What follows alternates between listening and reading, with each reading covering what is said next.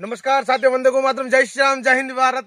आज का जो विषय है आप लोगों के बीच में बहुत ही निंदनीय विषय आप लोगों के बीच में रख रहा हूं। हम सब लोग माननीय देश के प्रधानमंत्री नरेंद्र भाई मोदी जिनके समर्थक हैं, उनके एक इशारे पर हमने आज तक घर नहीं छोड़ा। जो लोग जहां पर थे, जिस स्थिति में थे, वहीं पर वैसे ही रहे हम लोग। उन्होंने कहा थाली बजाओ, हमने थाली बजाई। उन्होंने कहा दीपक जलाओ, हमने दीपक जलाया। उन्होंने कहा फंड दो, तो हिंदुओं ने फंड दिया। परंतु देश का दुर्भाग्य, देश का दुर्भाग्य देखिए। मैं कल की बात करूंगा। कल रात को 12 बजे हिंदुस्तान के, भारत के गृह मंत्री माननीय अमित शाह जी रात को 12 बजे एक ऑर्डर पारित करते हैं। शर्तों के हिसाब से देश के अंदर वो सारी दुकानें खोल दी जाएगी रात को 12 बजे। क्यों भाई? माननीय गृह मंत्री साहब, ऐसी क्या नौबत आई? कहां से दबाव आया? किस मौलाना ने आपको बोला कि रात को 12 बजे आपको ये मार्केट बाजार खोलने की आपको नौबत आई? क्यों? क्योंकि रमजान का महीना शुरू हो गया मेरे साथियों। ये लोग सुनिए मेरी बात को। हिंदुस्तान में रामनवमी के दिन इस देश के अंदर कोरोना के केसेस कम थे, मगर हिंदुओं को रामनवमी नहीं मनाने दी। होली के दिन इस देश के अंदर बहुत कम केस थे, एक भी मौत नहीं हुई थी, परंतु किसी को भी होली मनाने नहीं दी। हनुमान जयंती, नवरात्रि और ऐसे अनेकों हिंदू त्योहार जो थे, एक भी हिंदू त्योहार मनाने की अनुमति नहीं गई। इतना ही नहीं, नवरात्रि के दिन एक मंदिर में एक पुजारी अकेले पूजा कर रहा था, उसको मार मार के मौत के घाट उतार दिए गए।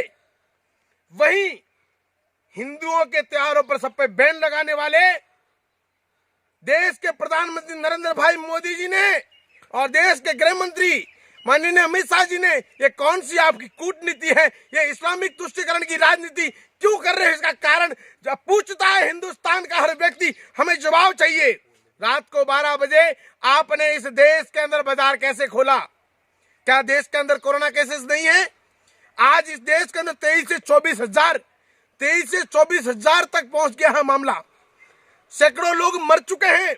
उसके बाद भी इस देश के प्रधानमंत्री और गृह मंत्री जी, ये उनका मुसलमानों का जो ये धार्मिक कार्यक्रम है, उसके लिए उन्होंने पूरे हिंदुस्तान की दुकानें खोल दी। इतना ही नहीं, मैंने देखा आज मेरे पास फोटो आया, एक टेबल कुर्सी लगा रहकर उन लोगों को फ्रूट खिला रहे हैं। क्यों भाई? नवरात्रि में किसी हिंदू के घर पर उन्होंने 9 दिन तक नवरात्रि के उपवास किए, किसी के घर पे आपने फल फ्रूट भेजे? नहीं भेजे। माननीय प्रधानमंत्री जी, हिंदुस्तान की जनता आपसे पूछ रही है, हमें जवाब चाहिए। आपका ट्विटर अकाउंट हैक हो गया, आपका ट्विटर अकाउंट ब्लॉक हो गया, या फिर आपके अंगूठे में कहीं दर्द है? विराट कोहली को बुखार आता है, आपको तकलीफ होती है। विराट कोहली को बुखार आता है, आपको तकलीफ होती है, आप उस पर प्रतिक्रिया देते हैं। जैसे ही रमजान का महीना शुरू हुआ, आपने तुरंत ट्वीट करके उनको बधाई दी। महाराष्ट्र के पाल घर के अंदर मरने वाले उन हिंदू साधुओं ने क्या बिगाड़ा था तुम्हारा? अभी तक आपकी जुबान नहीं खुली, एक ट्वीट नहीं उन लोगों के लिए, एक ट्वीट नहीं, एक बयान नहीं आप लोगों का। महाराष्ट्र में 70 साल के बुजुर्ग संत को पीट पीट के निर्ममता से उनकी हत्या की गई और आपकी जुबान नहीं खुल रही है। और यहाँ पर इफ्तार पार्टी दे रहे हो आप लोग, बधाइयां दे रहे हो आप लोग। ये कौन सी राजनीति करना चाहते हो? हमें जरा कुछ बताने की कृपा करें आप लोग। आपको किसका दबाव है? आप किन लोगों से डर रहे हो? किन लोगों ने आपको डराया है कि रात को 12 बजे?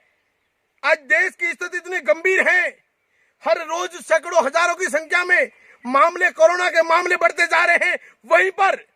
वहीं पर आपने देश के अंदर बाजार खोलने की अनुमति दे दी। एक भी हिंदू मंदिर नहीं खुला है। वहां पर दिल्ली और ऐसे कई क्षेत्र हैं, वहां पर आपने ऐसी अनुमति दे दी कि भीड़ लगी हुई है। अरे मोदी जी, आपसे ये आशा नहीं थी हमें। हम तो आपके बहुत बड़े फैन हैं, बहुत बड़े समर्थक हैं। आपको जिताने के लिए दिन रात एक किया था हम लोगों ने। आप उन्हीं लोगों पर हमारे खून पसीने के पैसे लुटा रहे हो, जो लोग थूक थूक कर हिंदुओं के घरों को बर्बाद कर रहे हैं। कोटा की घटना, कोटा के अंदर एक जिहादी मुल्ली सुअर की पिल्ली, वो हरामजादी प्लास्टिक पर थूक कर हिंदू के घर में फेंकती है। पुलिस वालों के ऊपर पथराव किया गया, पुलिस वालों पर थूकना, डॉक्टरों के ऊपर मारपीट, डॉक्टरों के साथ में ऐसी गंदी हरकत। और उन्हीं लोगों के लिए आप हिंदुओं का फंड बर्बाद कर रहे हो, फिर भी हमने कुछ नहीं बोला। परंतु ये दोगली राजनीति अब चलने नहीं देंगे। हम लोग साफ ब्राह्मण हैं, बोलेंगे, कुछ करेंगे, और कर नहीं सके तो बोलेंगे, और बोल नहीं सके तो लिखेंगे। परंतु अगर आपको उस गद्दी पर बिठाने की ताकत रखता है तो हम लोग आपके ऐसे कार्यों का विरोध भी करेंगे, समय समय पर आपको एहसास करवाएंगे कि यह आपने गलत किया है। इसलिए मेरे देश के नौजवान साथियों, हिंदू भाई बहनों, आप लोगों से निवेदन है कि आपको जो ये अंधभक्त बने घूमे हैं, आप सभी को पता है कि मैं मोदी जी का सबसे बड़ा फैन हूं, और गौ रक्षकों ने, हम गौ रक्षक गुंडे हैं साहब, हम गुंडे हैं, गौ रक्षा करते हुए हमें गुंडे की पदवी मिलती है, तो मैं तो कहता हूं दुनिया का सबसे बड़ा गुंडा मैं हूं साहब। इन गुंडों ने आपके लिए बहुत मेहनत की, इन गुंडों ने आपके लिए बहुत मेहनत की, मगर आपने हमें यह अवार्ड दिया गुंडा वाला, फिर भी हमने स्वीकार किया, फिर भी हमने आपका सपोर्ट किया, आपका समर्थन किया। परंतु ये गंदी दोगली राजनीति क्यों करी हमारे साथ में? ये दोगली राजनीति क्यों? रात को 12 बजे बाजार खोलने का ऑर्डर क्यों दिया गया? हम जवाब पूछ रहे हैं, आप लोगों को जवाब देना पड़ेगा। और मेरा निवेदन, इस वीडियो को इतना शेयर करे कि हिंदुस्तान की उन वीडियो हर मीडिया के पास पहुंचे, और देश के प्रधानमंत्री और देश के गृह मंत्री जी के पास ये वीडियो पहुंचे। और शायद मुझे लगता है कि कुछ अंधभक्त ऐसे हिंदू भी बैठे हैं जो अंधभक्त होके बैठे हैं। मुझे पता है इस वीडियो पर गलत कमेंट भी करेंगे, करने वाले करने दो, मुझे कोई फर्क नहीं पड़ता।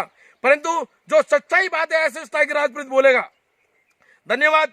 वंदे मातरम। जय हिंद, जय भारत।